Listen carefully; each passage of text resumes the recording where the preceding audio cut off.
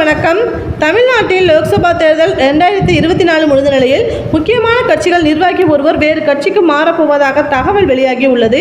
தனது பதவிகளை ராஜினாமா செய்துவிட்டு அந்த நிர்வாகி திமுகவிற்கு செல்ல முடிவு செய்துள்ளதாக கூறப்படுகிறது. தமிழ்நாட்டில் லோக்சபா தேர்தல் ஒரு வழியாக நடந்து முடிந்து உள்ளது. வெறும் ஒரு மாதத்தில் மொத்த தேர்தல் பணிகளும் முடிந்து தமிழ்நாட்டில் தேர்தல் பரபரப்பு ஓய்ந்து உள்ளது. தேர்தல் பரபரப்பு ஓய்ந்தாலும் தேர்தலின் போது நடந்த பல்வேறு மோதல்கள் பல்வேறு கட்சிகளில் பூகம்பத்தை கிளப்பியுள்ளது. தமிழ்நாட்டில் லோக்சபா தேர்தலில் இந்த முறை 4 முனை தேர்தல் நடந்தது. திமுக, அதிமுக, பாஜக, நாம் தமிழர் இடையே கடுமையான மோதல் நடந்து உள்ளது.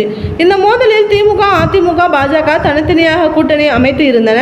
அந்த வகையில் தான் முக்கிய கட்சி ஒன்றில் இருக்கும் பிரபல நிர்வாகி ஒருவர் கட்சி மாறும் முடிவை எடுத்து உள்ளாராம். அந்த நிர்வாகி தற்போது இருக்கும் கட்சியின் அடையாளமாக இருப்பவர், கட்சியில் முக்கிய பதவியில் இருப்பவர், தேர்தல் ரீதியாகவும் வெற்றிகரமான தலைவர். ஆனால் லோக்சபா தேர்தலில் அவர் மீது கடுமையான அட்டாக். இந்த லோக்சபா தேர்தலில் கட்சியின் தலைமையை தனக்கு எதிராக செயல்பட்டதாக அவர் தனக்கு நெருக்கமானவர்களிடம் புகார் வைத்து வருகிறாராம். முக்கியமாக தேர்தல் பிரச்சாரத்தின் போது தனக்கு எதிராகவே தேர்தல் ஆணையத்தில் சில தகவல்களை தலைவர் கொடுத்து இருக்கலாம் எனவும் கருதுகிறாராம். சமீபத்தில் கட்சி நிர்வாகிகள் கூட்டத்தில் பேசிய அந்த நிர்வாகி, எனக்கு எதிராக தலைவரை காய் நகர்த்தி இருப்பதை நான் எதிர்பார்க்கவில்லை. நான் வெற்றி பெற்றால் பிரச்சனை ஆகிவிடும் என்று அவர் எனக்கு எதிராகவே பணிகளை செய்துள்ளார். கட்சியின் வெற்றிக்கு எதிராக ஒரு தலைவரை செயல்படுவதை நான் எதிர்பார்க்கவில்லை.